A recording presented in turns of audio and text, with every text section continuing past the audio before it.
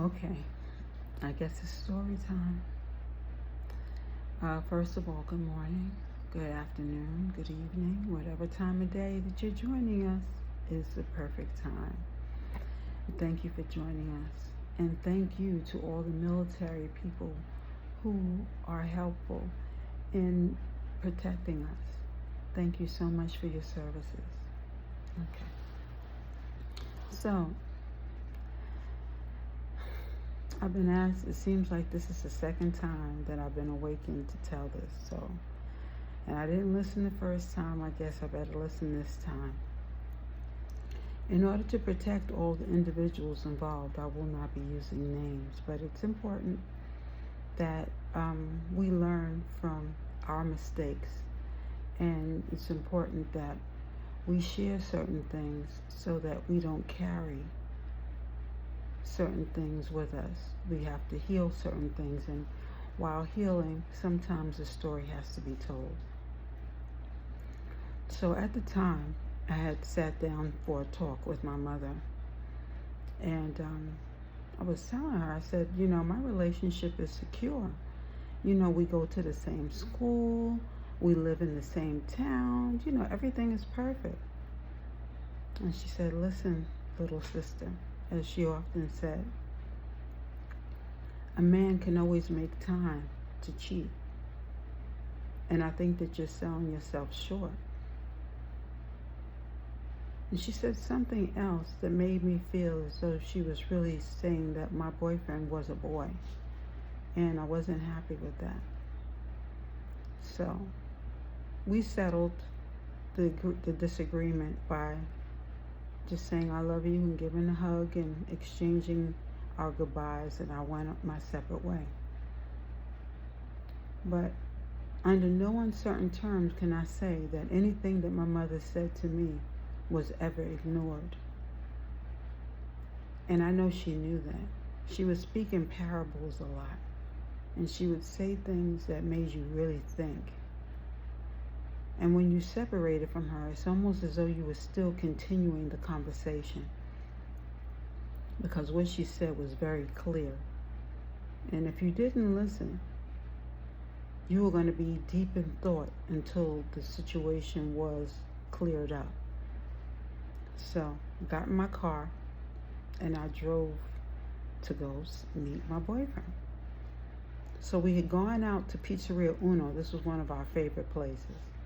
The individuals who are involved will definitely know who they are without stating anyone's names. So we went to Pizzeria Uno, and we ordered our food, and as we waited for our food, a gentleman came to the table. And he looked at me, and he gave me his business card, and he said, look, when you finish with this boy, call my number. I'll be here. And my boyfriend said, hey, I'm sitting here, man. The guy just walked off as though nothing was said, went back to his table and ate. And it was uncomfortable for a minute. But then I just focused on my boyfriend. I focused on the food and the flavors. And as he seemed agitated, I put my hand on his hand and I told him, don't worry about that. We're here, we're enjoying ourselves. That's what we came here for. And as I calmed and soothed him, we continued to eat our food, and when we were done, we were done. And we walked back to the car and went where we went. This might have been the second time something like this had happened. And I could not quite understand what was going on.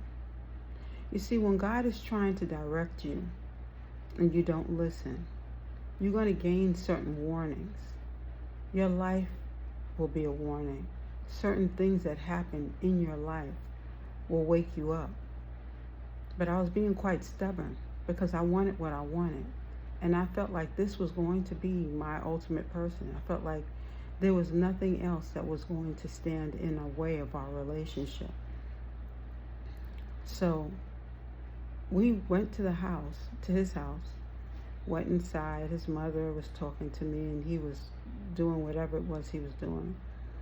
And she said to me, she said, it only takes 3 months for a person to realize whether they want the person in their life or not.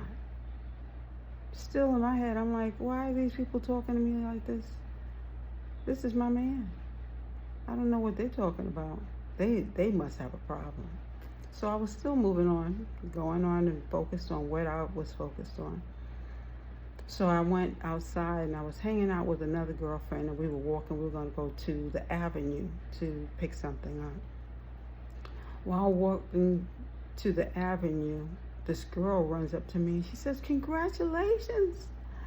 Congratulations, I heard." And I'm thinking, is she crazy? Because I don't even know this girl. And she was like, "I heard you were pregnant." And I'm thinking to myself, this girl is definitely out of her mind. So I told her, I said, "Thank you, but I'm not pregnant." So she walked off. Now, to be honest with you, because I didn't know the girl, I think the girl was sending a message from the real girl. I think she was girlfriends of the other girl. And at the time, again, oblivious to the fact that my man was cheating on me.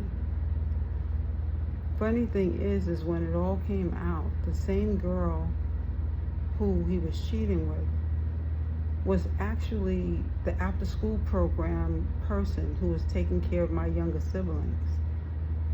I had no idea. But again, God is sending his warning. So when I got back, my boyfriend wasn't there. The car wasn't there, anything. And I'm hanging out at the house with his mom. So I got into my car looking for him. I'm like, where could he possibly be? He's not answering, At the time, cell phones were not a common thing. So him not being at the house, I just assumed he was at a friend's house. So I went through the avenue, drove down to where one of his closer friends lived. And I went there, and there he was in his car hanging out with his boys. So I was like, what's going on? So he was like, oh, no, I was going to help him change his tire or whatever they were doing. They were always, getting together to do something. And all of us were supposed to get together later on that night because we did our triple dating, Usually one of his friends, closer friend, lived down the courtyard from him, and his girlfriend was coming into town, and the other one, lived where we were. So his father had come outside and he was having this talk with me. Now the father was always talking to me about how I needed an older man and how, he was really too young for me because I was much more mature and there was so many things that I had to offer. Now it never occurred to me that the father was pitching anything. I just thought of him very respectfully because his wife, oh my goodness, his wife was a dream come true, I think, for him. Now, it might not have been true, but she embodied all the feminine qualities that a woman would have. And I looked up to her tremendously. Sometimes we'd go hang out with her and we go to the supermarket in her car and she forgets something. And she said, uh-oh, I forgot something from the store that he wanted. And she said, that's all right. I'll handle that.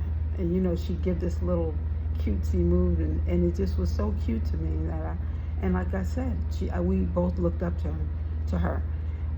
The guy that my ex's best friend's girlfriend and I had gone to the store with her, and she could stay over there if she wanted to or what have you.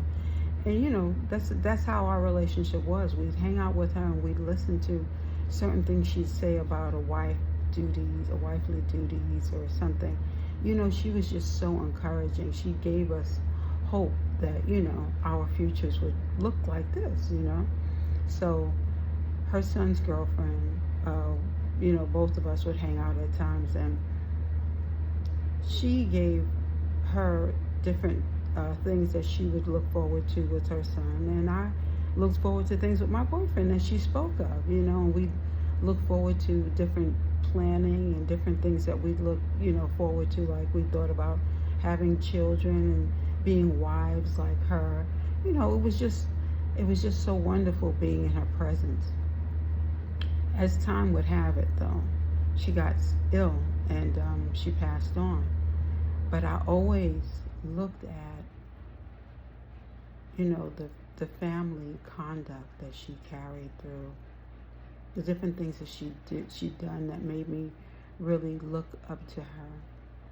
So later on, as time would have it, again, I'm going back in time with that part of the story.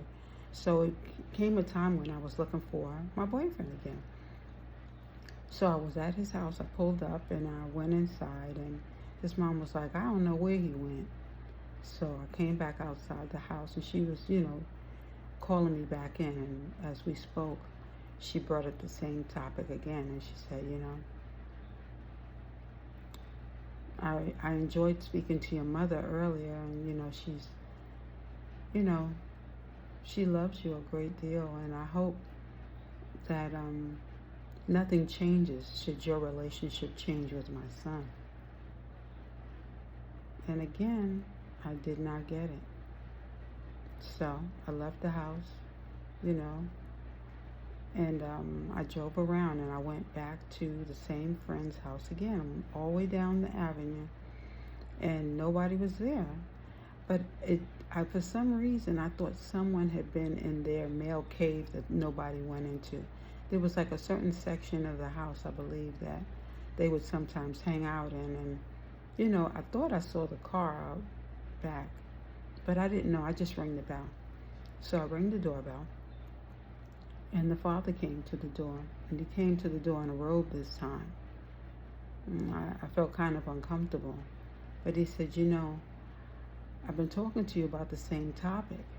You are more mature than your counterpart here, and I don't think that you really should think about that. I think that, maybe you need an older man. And I said, oh, is he not here? Are they not here? And he said, no, listen, we can get to that. The point is that I think you're interested in me. And at that point in time, I realized I froze. And I said, I'm interested in finding my boyfriend, and if he's not here. He said, no, wait a minute. I live a very comfortable life. I think you would be happy. I don't know what it is that you see in him, but, whatever the case, I think you deserve better. And at that point, I realized what was happening. I know he said a few more things, but I can't recall. I just started backing up, and I left. And he said, I'll be here when you get back. That's what the last thing I heard, and I left. I got back in the car, and all I wanted to do is just get to my boyfriend to tell him what had happened, because I could not understand how this all got to this. How did it come to this? I'm driving, but my head is just drowning in this conversation. And then I thought about it. In past conversations, he kept on saying, you deserve somebody older. And I'm thinking, my boyfriend is right here. How could you even have this conversation? How could you even think to be this comfortable? And I got back in the car, like I said, and as I was driving, I was on my way I was going to go to one of my girlfriend's house, but then I said, no, I can't. I don't want anyone to know what's going on here. And it would devastate people to think that this man would have actually tried to come on to me or to even try to explain this, So when I got back to the house, to my boyfriend's house, his mother answered the door, and she said, I don't think it's a good time for you to come. And I said, what do you mean? And she looked at me and she said, okay, you know what? I think it's time. She opened up the door, and she said, you can stay as long as you want, but I don't know if this is such a good idea. She said, but I guess it's time for you to know. I'm thinking, what the heck is she talking about? She closes the door behind me and she goes to bed. She says, I guess I'll see you in the morning. I'm like, yeah. She said, but I think you need to sleep on the couch this time. I'm thinking, what the heck? So I go to the couch and I sit for a minute. She goes upstairs. I hear the door close. And I go to my boyfriend's room. When I open up the door, he's in bed with someone else. It was like the whole room was swirling. Everything my mother said, everything his mother said, everything that was going on, that guy, the father who approached me and was coming to talk to me, everything was swirling in my head at the same time. All I wanted to do was to come and tell him what happened. I know that we'd had arguments, but I had no idea that our relationship had gotten this far, to where he was cheating on me. And the woman was actually here in the house. I kind of felt that he sensed my presence. I know the girl did. But they stayed in the same position. I backed up, closed the bedroom door. I had to sit. I sat back on the couch. I sat for a while because now the sky was changing. Then I got up, closed the door behind me, got in my car, and I drove. I must have drove to Tenafly. As I drove, I was all in my head. I couldn't believe it. She must have been the pregnant one. And maybe my mother and my ex's mother must have had the conversation as to why I was having all these pep talks. So I sat by the water. No, I sat by the rose park. There's a rose park there where all the roses blossom in springtime, and it's a beautiful place to where a lot of people either have weddings or take wedding pictures. I was there. Couldn't get out the car. I just sat there, stunned.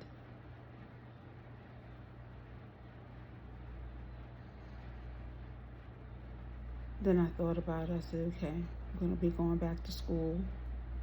Looks like we're not going to be together, but I'll pack my things up, and I guess I'll be driving back to school.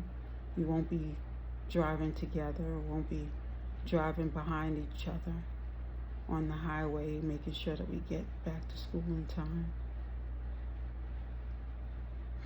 Could not go and talk to any of my girlfriends at the time because we were considered that couple, the couple that people looked up to. I didn't even know how I was going to be able to hold myself together, how I was going to smile, how I was going to be without him, So I drove off, got back to the house, packed my things up, said my goodbyes, and drove back to school. That time, I think, I had roommates, had 3 roommates, and we were living in the apartments at this time. Packing my stuff, taking my stuff out of the car and moving it into the house. I think I was one of the first people there. I got my room assignment. We had gotten our room assignment early on because we knew we were going to be roommates. And I remember being very quiet. I decided I was going to cook something for the girls when they got back, try to get back in the right mode of things. It was just it was like a dream. I felt like I was walking in a dream. Things were fluffed up. I don't even remember the drive. And there used to be a long drive. The drive was so short getting there. I stopped at Pathmark and got a few things before getting to the apartment to make sure that I had some things to cook. Got there, started cooking. First person I saw on campus. was this guy who I thought was really cute, but never really paid too close attention to him because, I had my man.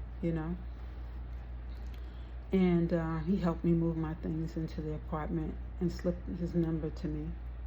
And I thought it was funny because he didn't even know that I had broken up yet. So, I got back and making my bed and sitting down for a minute had me deep in thought. I think I was about to cry to just release it when one of my roommates showed up. Whew. I was kind of happy she did because I did not want to break down. I didn't want to get emotional.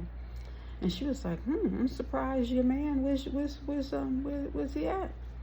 And I said, oh, he's coming later, still in mode. And she was like, all right. So let me go ahead and get myself together. I see you started cooking. I'm glad because I'm hungry, Then my other roommates showed up, my roommate, Marianne. Hey girls, we're gonna have tea time later. She was hilarious, man. I'm like, yeah, we're gonna have tea time after we finish eating. She was like, yeah, I see you started cooking. My mother made some food, so I don't know if you want some. I said, I'm good, Everything flashed before me. But one of the biggest things that stood out after everything was all said and done, and I did end up talking to him. He ended up seeing me on campus later on that day. And he said, things aren't working out for us. And without it getting too crazy, I said, you could have told me. I don't like finding out things the way I had to find out things. And he was like, what do you mean? I said, you know what I mean. And then for the girl to be someone who babysat my younger siblings, and he tried to explain, but to be honest with you, I didn't hear anything that he said.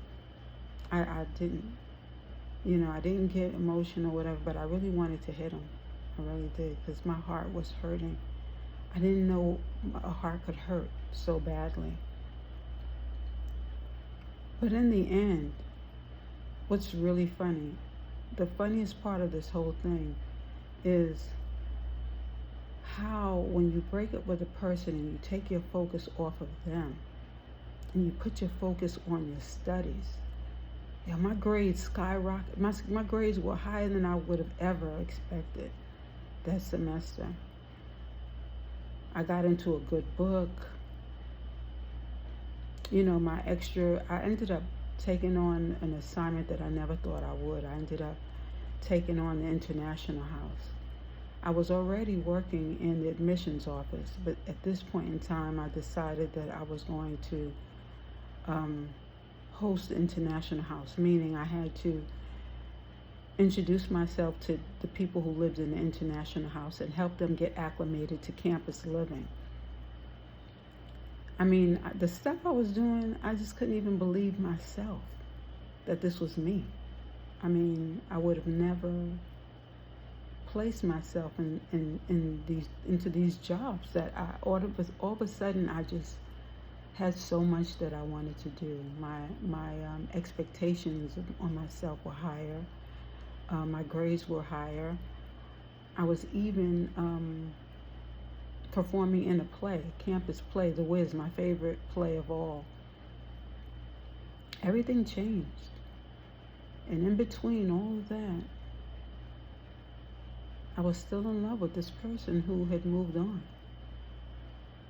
Regardless of what goes on in your life, you have to have self-love. And that's when I believe I first discovered who I really was. Before that, I was always somebody's girlfriend, somebody's sister, somebody's daughter. When you wake up to who you really are, the beauty, even the pimple on your face doesn't even matter. When you see yourself, when you start looking at yourself in the mirror and you start believing who you really are, telling yourself that you love yourself, seeing yourself understanding who you truly are.